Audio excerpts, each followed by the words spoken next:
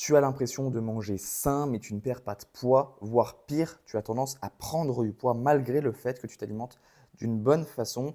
Aujourd'hui, dans cette vidéo, je vais t'expliquer la vraie raison qui fait que malgré le fait que tu t'alimentes d'une façon certainement optimale pour ta santé, tu n'es pas capable de perdre de poids, de perdre ces kilos en trop sur la balance que tu désires tant éliminer depuis certainement quelques semaines, quelques mois ou peut-être même quelques années. Si tu ne me connais pas, je m'appelle Théo Esposito. J'ai permis aujourd'hui à plus de 140 personnes de retrouver leur poids de forme via l'élaboration d'un plan alimentaire. Si tu souhaites dès à présent aller chercher des résultats optimaux dans ta perte de graisse et retrouver un physique que tu mérites pour cet été, tu as un lien dans la description pour réserver tout de suite un call avec moi ou un membre de mon équipe gratuitement pour analyser toute ta situation et savoir si nous sommes en capacité de t'accompagner dans ton processus et te permettre d'aller chercher tes résultats. Et tu as également mon programme, donc 5 secrets pour perdre 5 kilos en 5 semaines via l'élaboration d'un plan alimentaire également dans la description. Sur ce, démarrons la vidéo dès maintenant. Comprenons bien déjà, premièrement, l'objectif d'une perte de poids. Qu'est-ce qui fait que nous perdons du poids, que nous perdons de la graisse? Ton organisme, au quotidien, dépense des calories via 3 facteurs. Le premier facteur qui va te faire dépenser des calories au quotidien, c'est simplement la dépense énergétique via ton métabolisme de base, donc via toutes tes dépenses énergétiques nécessaires, vitales au fonctionnement de tes organes vitaux, tels que tes reins, ton cœur, tes poumons, etc., etc. Toutes ces dépenses énergétiques te permettant donc de vivre, simplement d'être vivant, sont ce qu'on appelle les dépenses énergétiques liées au métabolisme de base. Bien, ça ce sont les dépenses énergétiques primaires. Nous avons également les dépenses énergétiques secondaires via ce qu'on appelle en anglais le NEAT, autrement dit en français les dépenses énergétiques liées au mouvement spontané, donc non liées à l'activité sportive, qui va être par exemple tous les mouvements liés à la marche à pied, lorsqu'on prend les escaliers plutôt que l'ascenseur, lorsqu'on se lève d'une chaise pour aller dans une autre pièce, lorsque je bouge mes mains, mes bras, je dépense des calories. Il y a des contractions musculaires qui s'effectuent et donc je dépense des calories. Tous ces mouvements au quotidien, ma mâchoire qui bouge, dépensent des calories et viennent augmenter donc le total de dépenses énergétiques au cours de la journée. Le NEAT, en anglais le Non-Exercise Activity Thermogenesis, est donc la dépense énergétique de seconde zone, si on peut dire ça. D'abord le métabolisme de base, puis les dépenses énergétiques liées au mouvement spontané. Et enfin, troisièmement, nous avons les dépenses énergétiques liées à l'activité sportive. Une séance de course à pied, une séance de natation, une séance de musculation, de cyclisme, de renforcement musculaire, peu importe, toutes les dépenses énergétiques caloriques, autrement dit, via la séance de sport, va donc contribuer à augmenter le total calorique dépensé au cours de la journée.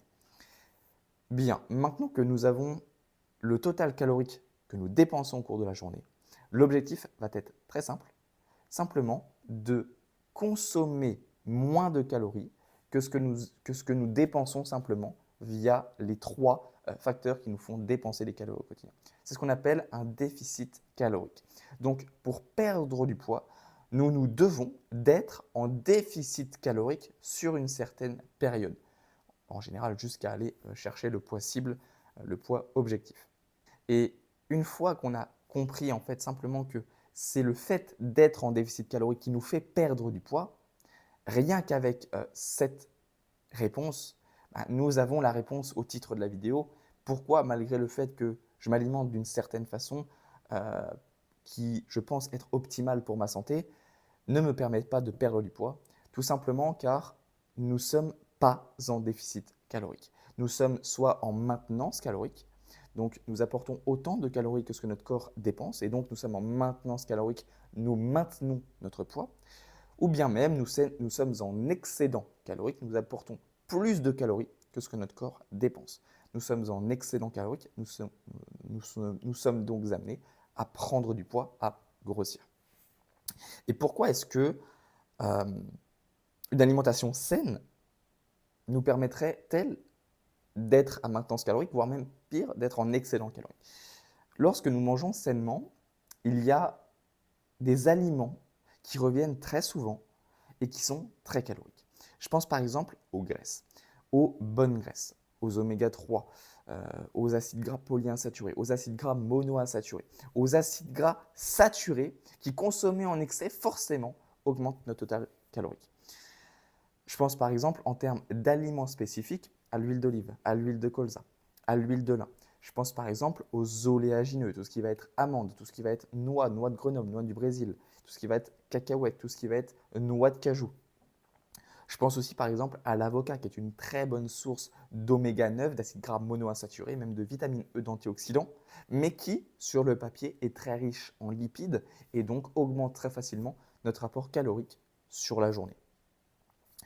Tous ces aliments, mis de bout en bout, une bonne portion de fromage de chèvre ou de brebis par exemple en plus, une viande un peu grasse en plus au cours de la journée, etc. etc.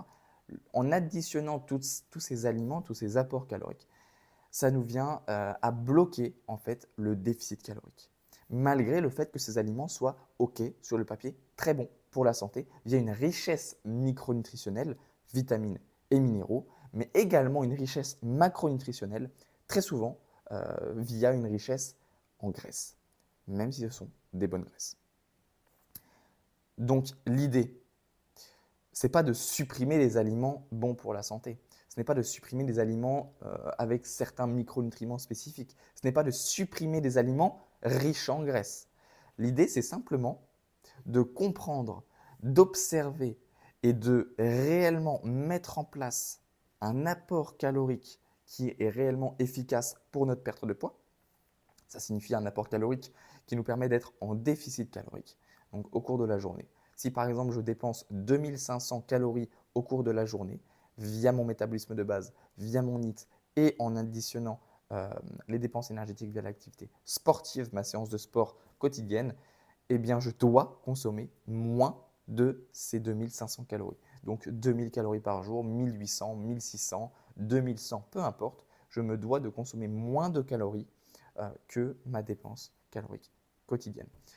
Je viens donc de répondre à la question tu manges sain mais tu grossis, quelle est la vraie raison de ce phénomène?